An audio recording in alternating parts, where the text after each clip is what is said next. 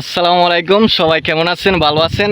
এটা হলো আমাদের সিলেট বিভাগ, হবিগঞ্জ জেলা, চুনারুঘাট থানার মধ্যে এই দেউন্দি চা বাগান আমাদের বাড়ির কাছেই। বাইক নিয়ে আসলে সর্বোচ্চ 10 মিনিট লাগে, আর গাড়ি দিয়ে আসলে বেশি টাকা ভাড়া লাগে না, প্রায় 20 থেকে 30 টাকা লাগে। ঠিক আছে, তো এখানে আসবেন।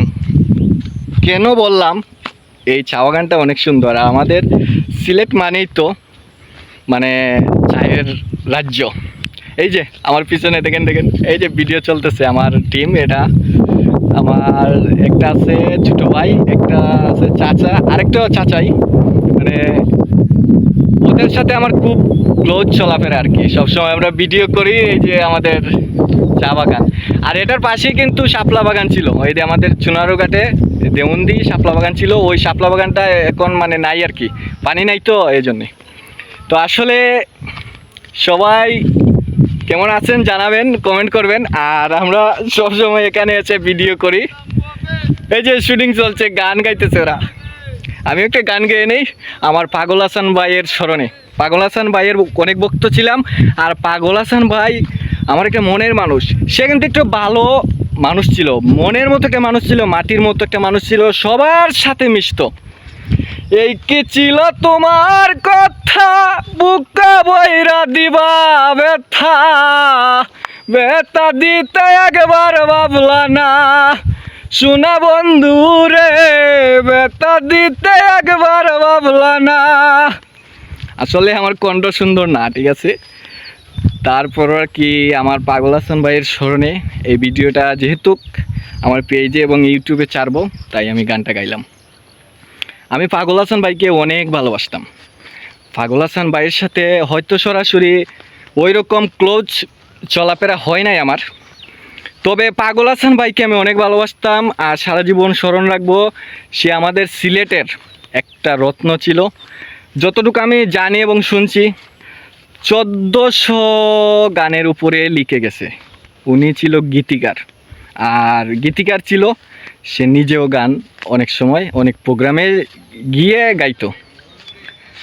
কি ছিল তোমার কথা, বুকা বইরা দিবা ব্যথা, ও পাগল হাসান ভাই ব্যথা দিতে একবার ভাবলা না, শোনা বন্ধু রে, ব্যথা দিতে একবার ভাবলা না।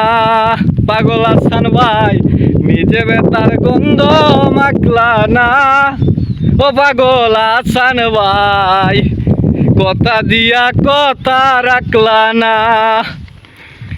পাগল হাসান ভাই যেদিন মারা গিয়েছিল সেদিন, আর সেই মুহূর্তে আমি ছিলাম দুবাই ছিলাম। আমার শুনে আমি টের পাইছি যে আমার কলিজাটা ফেটে গেছে। কারণ কি জানেন, উনি ছিল একজন মাটির মানুষ, সবার সাথে মিশতো, ওনার কোনো তুলনাই হয় না। সে অন্য ধরনের একজন মানুষ ছিল, খুব ভালো মানুষ। আসলে এরকম মানুষের সাথে কোনো তুলনা হয় না।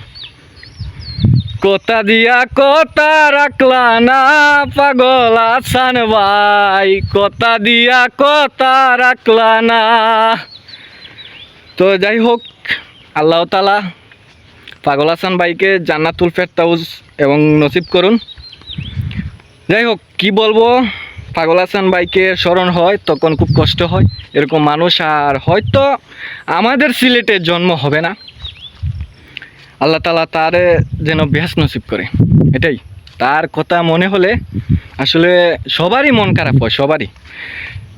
তো লাস্ট একটা কথা বলবো সবাইকে, আমি ছোটো ইউজার, আমি একটা পেজ আর একটা ইউটিউব চ্যানেল শুরু করছি আর কি। এই আমার একটা ছোট্টখাটো একটা টিম নিয়ে আমরা মাঝে মধ্যে ভিডিও করতাম আগে, আর এখন কন্টিনিউ ভিডিও করতেছি। আমার ইউটিউব চ্যানেলের নাম হলো Pabel.01 সাবস্ক্রাইব করে রাখবেন। মানে মজার মজার ফানি ভিডিও, বিনোদনমূলক ভিডিও পাবেন, ঠিক আছে। আর আমার ফেসবুক অ্যাকাউন্টে যারা জড়িত আছেন, মানে ফ্রেন্ড হিসাবে আছেন, তারা তো আসেনি, তারা আরও মানুষকে শেয়ার করবেন আমাদের ভিডিও দেখার জন্যে। আমাদের ভিডিও দেখার জন্যে সবাইকে আমন্ত্রণ জানাবেন। মজার মজার ভিডিও পাবেন, কিন্তু সবসময় ফানি ভিডিও পাবেন। আর মাঝে মধ্যে এরকম আর কি, মনে করেন কোথাও ভালো জায়গায় ঘুরতে গেলে মাঝে মধ্যে এরকম ভিডিও পাবেন। তো সবাই ভালো থাকবেন, আমাদের জন্য দোয়া করবেন, আমাদের টিমটার জন্যও দোয়া করবেন। আর আমার একটা কথা থাকবে, আমার পাগল হাসান ভাই মারা গেছে, উনার খুব ভক্ত ছিলাম আমি। উনার জন্য সবাই দোয়া করবেন, সবাই দোয়া করবেন ওনার জন্য। আর আমার ইউটিউব চ্যানেলটা সাবস্ক্রাইব করে রাখবেন, আর আমার পেজে যারা যারা আছেন তারা শেয়ার করবেন, আর ইউটিউব চ্যানেলে ভিডিওগুলো দেখবেন, ঠিক আছে? জানি না আমার কথাবার্তায় কোনো ভুল হলে সবাই আমাকে ক্ষমা করবেন, কারণ আমি তো নতুন ইউজার আর নতুন ভিডিও করা শুরু করছি, আমি গুছিয়ে কথা বলতে পারি না। সবাই আমাকে ক্ষমার দৃষ্টিতে দেখবেন। আসসালামু আলাইকুম, সবাই ভালো থাকবেন।